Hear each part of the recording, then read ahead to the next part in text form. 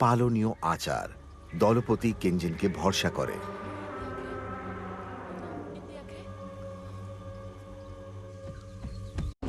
লোমের অভাবে এবং প্রচুর শ্বেত গ্রন্থি থাকায় হোমোসেপিয়েন্সদের সহজে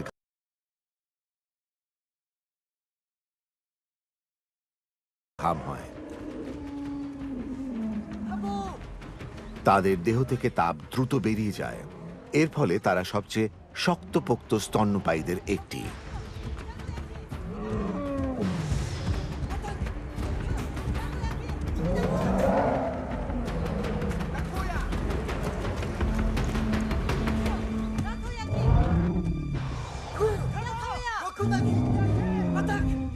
লম্বা দাঁতওয়ালা দানবের পালাবার কোনো পথ নেই।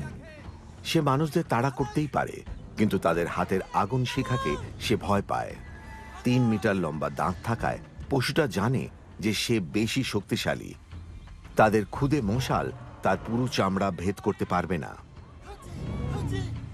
কিন্তু কাঞ্জিনের তাকে মারতেই হবে।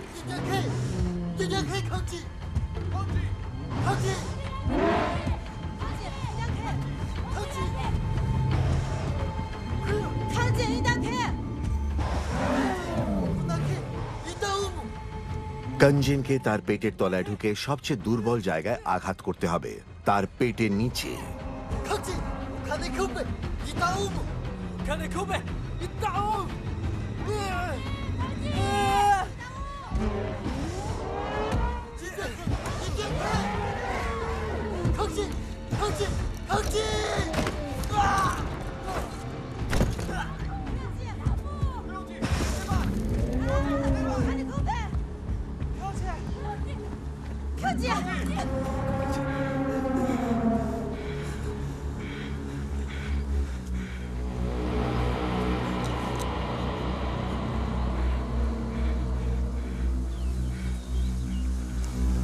টেকোকিয়া কোনোদিনই কেনজিনকে পছন্দ করে না। তার জন্যই তাদের দলপতি আহত হয়েছে আর লম্বা দাঁতওয়ালা পশু পালিয়েছে।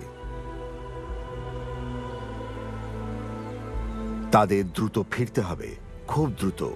শিকারীরা দলের চালককে হারাতে পারবে না, তারা তাকে মরতে দিতে চায় না। হোমোসেপিয়েন্সরা মনে করে যে তারা একটা গোষ্ঠীভুক্ত, যার নিজস্ব নিয়ম, আইন ও আচার অনুষ্ঠান আছে।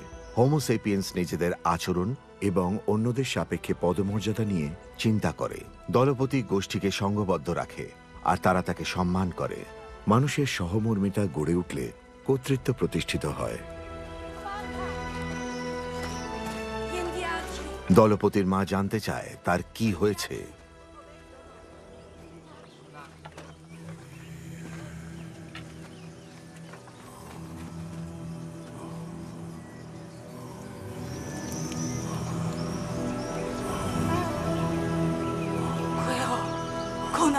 শিকারীরা মনে করে কাঞ্জিন এর জন্য দায়ী। সে ভয় না পেলে দলপতি কখনোই এত বড় ঝুঁকি নিত না।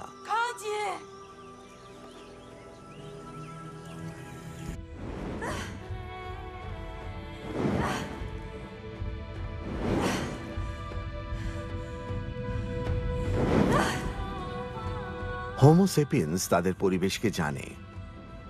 তারা পর্যবেক্ষণ করে, নিজের দেহের ভাষা শোনে এবং সময়ের সঙ্গে সঙ্গে নিজেদের শুশ্রূষা করে, নিজেদের সারিয়ে তোলে। মানুষের আয়ু বাড়ে, কিন্তু প্রকৃতি তার মৃত্যুর সময় ঠিক করে। এটাই জীবনের নিয়ম, আর কেনায় সেটা জানে।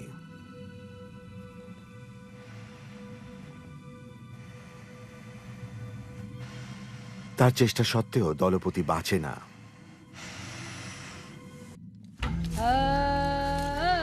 তার পদ ও দলে তার মর্যাদা অনুযায়ী সে পরলোকে যাত্রা করার আগে তার গোষ্ঠী নিজেদের সঙ্গীকে সম্মান জানায়। পরবর্তীকালে যাকে ওঝা বলা হবে সে অনুষ্ঠান পরিচালনা করে। হোমোসেপিয়েন্সরা আর মৃত ব্যক্তিকে ফেলে চলে যায় না, তারা তাকে কবর দেয়। তাদের চোখে এখন সব সজীব বস্তুর আত্মা আছে, যে আত্মা অগ্রসর হয়, যে আত্মা চলমান। 1 লক্ষ বছরেরও আগে প্রথম কবর দেখা যায়।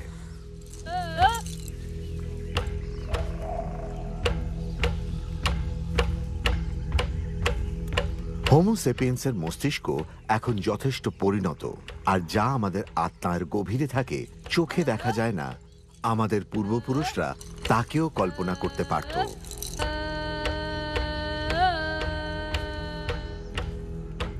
নাচ ও আচ্ছন্ন অবস্থার মাধ্যমে কেনাই আবার স্টেগেডন শিকারের পুনরাবৃত্তি করে।